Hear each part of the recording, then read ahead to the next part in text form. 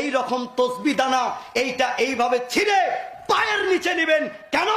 এইটার মাধ্যমে মুহাম্মদ সাল্লাল্লাহু আলাইহি সাল্লামকে অপমান করা হয়। আব্দুল্লাহ বিন মাসউদ রাদিয়াল্লাহু তাআলা আনহু একদিন মসজিদে ঢুকলেন। মসজিদে ঢুকে দেখছেন কিছু মানুষ পাথরের দানা জমা করে তাসবিহ গুনতেছে। একটা একটা করে পাথর সরাচ্ছে আর বলছে সুবহানাল্লাহ সুবহানাল্লাহ সুবহানাল্লাহ সুবহানাল্লাহ। একসাথে 100টা পাথর গুনে নিয়েছে এক জায়গাতে, আর ওখান থেকে সুবহানাল্লাহ সুবহানাল্লাহ বলে একটা একটা করে সরাচ্ছে। তা আব্দুল্লাহ বিন মাসউদের এই দৃশ্য দেখে পায়ের রক্ত মাথায় উঠে গেছে।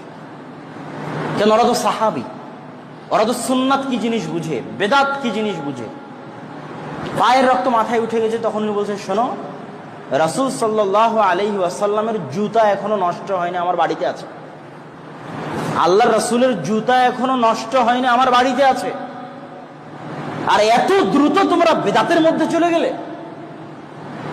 যেখানে রাসূল সাল্লাল্লাহু আলাইহি ওয়াসাল্লাম তার জীবদ্দশায় কোনদিন, আল্লাহ রাসূলের যুগে কি পাথর ছিল না? ও তো মরুভূমি, পুরোই পাথর।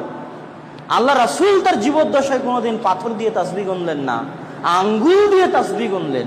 আর আল্লাহ রাসূলের জুতা এখনো নষ্ট হলো না, তার আগেই তোমরা পাথর দিয়ে তাসবিহ গোনা শুরু করলে। বন্ধ করো এই বেদাত।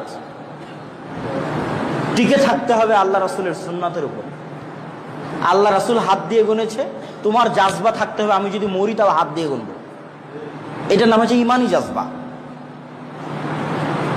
আর যদি দেখাতে পারো যে না আল্লাহ রাসূলও পাথর দিয়ে গুনেছে, সমস্যা নেই।